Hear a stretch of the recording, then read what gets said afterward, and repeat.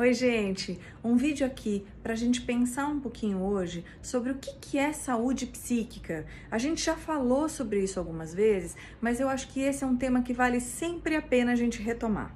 Vamos pensar sobre isso?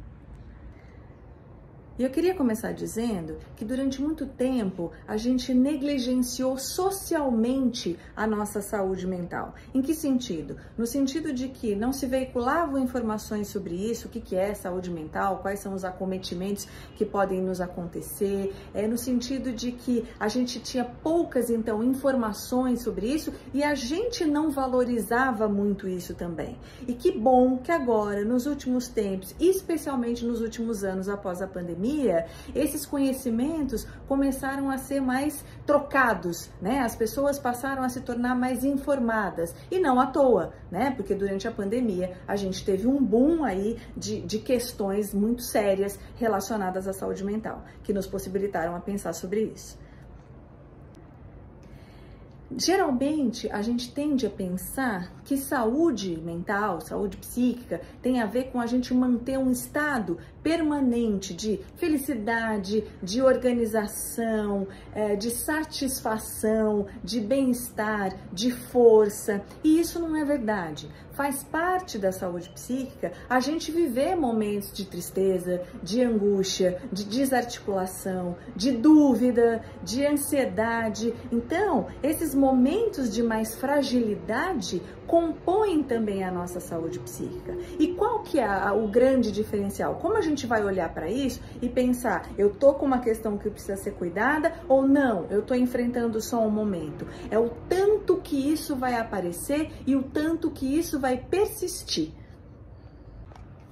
O que eu tô querendo dizer aqui? Eu tô dizendo que se você teve uma perda, se você teve uma frustração, se houve uma morte de alguém importante, o término de um relacionamento, ou se você queria muito, por exemplo, um emprego e isso não aconteceu, ou queria muito passar numa prova e isso não aconteceu e você tá frustrado com isso, é natural que você passe por um período triste, desmotivado, talvez mais ansioso, então é natural que isso exista, que esse sentimento existam. Mas se isso se prolongar por muito tempo, então de repente você está ali há um ano e continua se sentindo do mesmo jeito, muito triste, sem retomar suas atividades, aí isso precisa ser cuidado.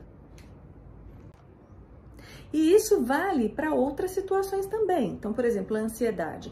É natural a gente se sentir ansioso. Aliás, a ansiedade, ela é até boa num certo tanto que a gente sinta, né? Quando a gente é responsável, a gente se sente ansioso, porque a gente é mais preocupado, porque a gente quer que dê certo o que a gente está buscando ali, porque a gente olha para o outro. Então, é natural que a gente se sinta mais ansioso. Agora, se essa ansiedade se transforma numa crise, se você começa a perceber que isso vai atrapalhando a sua vida, então, você começa a ter, por exemplo, palpitação, sudorese, você começa a perceber que isso te atrapalha no sentido de você não conseguir se concentrar, não estar mais mergulhado na atividade presente, que isso vai te isolando, isso precisa ser cuidado. E para a gente terminar, eu queria dizer que a saúde psíquica se beneficia do contato com as nossas fragilidades. Muitas vezes a gente pensa que é melhor não entrar em contato com a tristeza, com a frustração, com a ansiedade, com a angústia, com a desorganização nossa, com a desorganização interna. Mas é o contrário, quanto mais a gente não vive isso, quanto mais a gente evita, resiste, esconde ou nega isso da gente, mais isso persiste. Mas a gente precisa, então, cuidar disso, né? E quando a gente entra em contato com essas questões, a gente vai se fortalecendo, porque a gente vai se conhecendo mais, a gente vai se desenvolvendo mais e a gente vai ficando mais livre. Heidegger relaciona a saúde mental à liberdade. E o que é liberdade? É a gente se conhecer melhor, para a gente desenvolver recursos para lidar com essas questões que a vida nos apresenta.